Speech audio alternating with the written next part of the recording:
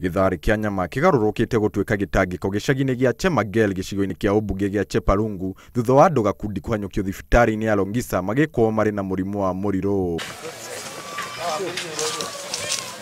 Andu acio marathinjire ngombe nguu hindi ya mambuura ma kimucii na mararia nyama iyo itari thurime. Riu ruhonge rwa ugima wa mwiri gicigo-ini kiu ni rurahuhira dawa na rugacina nyeki iria igitheremia murimu ucio.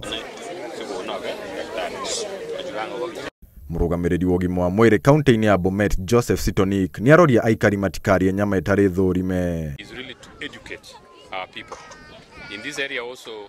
In this region, recently we've gotten reports that there are cases of rabies, and we've taken action also to educate through the public health department, and we've supplied anti-rabies vaccines to the sub-counties, and anybody who comes in contact can get these vaccines to prevent the disease from manifesting fully.